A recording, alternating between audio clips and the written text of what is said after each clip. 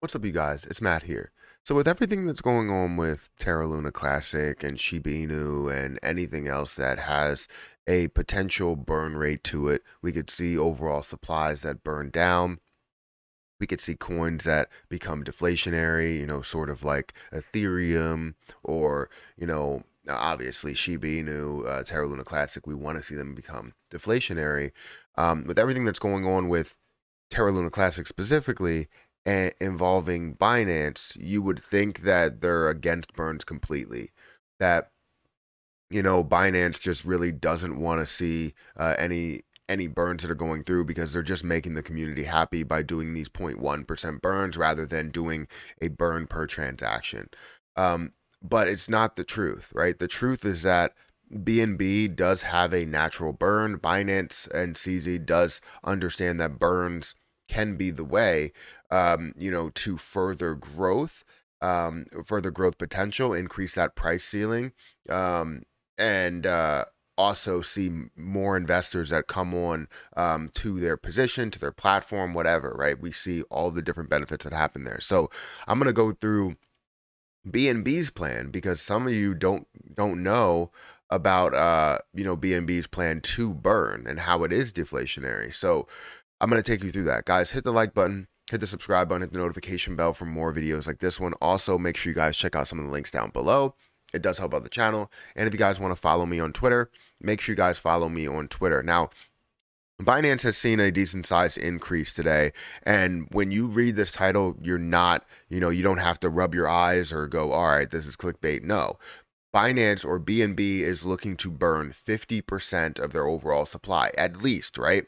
That's what they're looking to get down to. Now, obviously, we could see more burns that happen throughout time, but the point is that they are decreasing the supply, increasing the price ceiling, and giving us more potential to gain so much more, even though you see Binance that hasn't fallen as much as Bitcoin or Ethereum or anything else in the market, or BNB that hasn't fallen that far. And people are asking me the reason why. And this is the reason why. A true coin that is effective in being deflationary, right? Or deflationary is actually being effective to the position.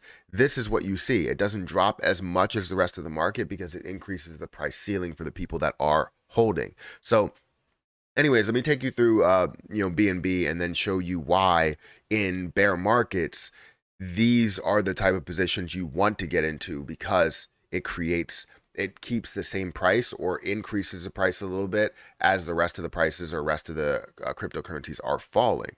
But anyways, if we look at BNB, it's currently at $316.96. I hit a high today of $317.65 and a low of $304.09. It is up again 3%. We're seeing the volume increase by 12% up to $547 million. If we look at the market cap, we have 50 billion dollar market cap, and then a fully diluted $63 billion market cap. If you look at the circulating supply, we're seeing 157 million coins, which is 79% of the total supply or the max supply of 200 million.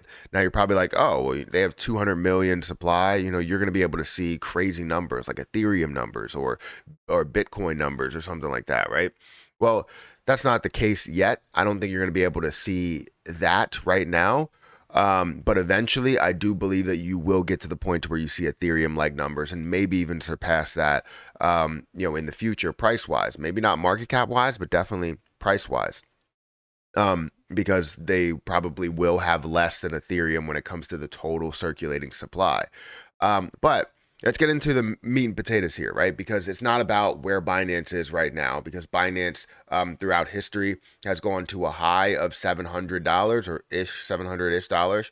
And been there, 630, 650, $670 multiple times, and we saw this at a 100 plus billion-dollar market cap. So we can see this a lot further than that ceiling that we give other cryptocurrencies. But the point is how far the price can go. So if we scroll down here and go to BNB's information, you can go into what in BNB, when it was developed, and what makes it unique, all of that. But you go into the auto burn, and here we go.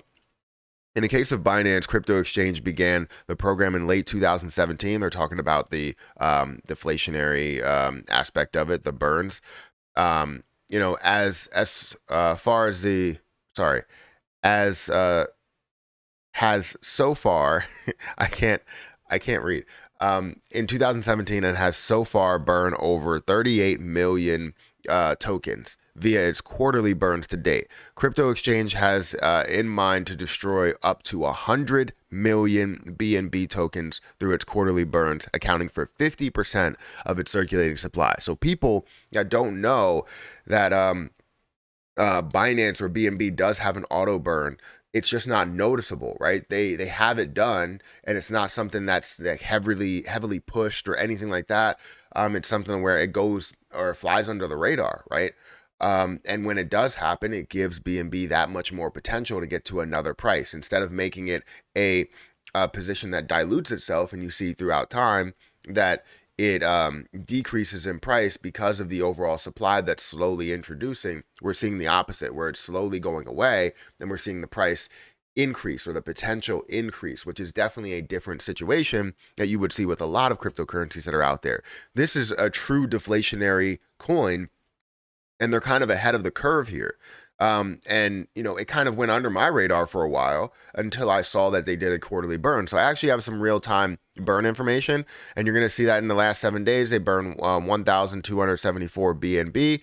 If you look at the total amount that has been burned, you're looking at 149,240. You're looking at the total that has been burned over, I believe, a certain period of time. But if you scroll down here, you're going to see what they did on their quarterly burn. You have 2 million that they burned on their quarterly burn, which average price was $290.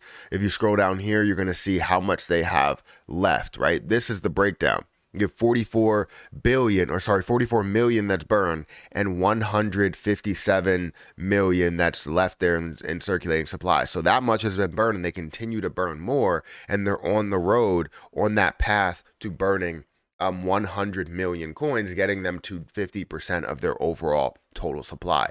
This is big because I think they're looking to burn up to that, but I don't think it absolutely stops. I don't think all burns absolutely stop. But I believe the quarterly burns will end up stopping, so you won't see as much deflationary movement, much deflationary activity. After that does hit 100 million, but it's going to take a little bit of time to do that. But the thing is that as you see it at a higher price, you see it at a higher market cap and a higher price and all of that, you're going to see that at a higher price, an even higher price with an actual lower market cap or same market cap, which is going to be very, very interesting than you saw in the past. So I'm very interested in what BNB is going to do, and this is why I believe that this can actually hit $1,000 or plus soon. We could see this at multiple thousands of dollars, in the next maybe couple of years. So if you look at predictions, you're going to see kind of the same thing, but a lot of these predictions also leave out the auto burn. So guys, if you want a position that is deflationary, that's probably the true definition of a deflationary. You want to go into BNB. I understand Ethereum is going to be, taking over that. You're going to see a lot of other positions that become deflationary as well. But Binance has been doing it kind of off to the side under the radar for a while, and a lot of people have not noticed it. So guys, hit the like button, hit the subscribe button, hit that notification bell for more videos like this one. Also, make sure you check out some of the links down below. It does help out the channel. If you guys want to follow me on Twitter, follow me on Patreon, feel free to do all of that. And I have links for KuCoin and Crypto.com down below, as well as Webull, if you want to sign up for any of those platforms. And I believe Webull, you get like 12 free fractional shares or something, which is pretty cool. And you get like referrals to some sort of thing with KuCoin and Crypto.com. But anyways, guys, hit the like button, hit the subscribe button, and I'll catch you in the next one.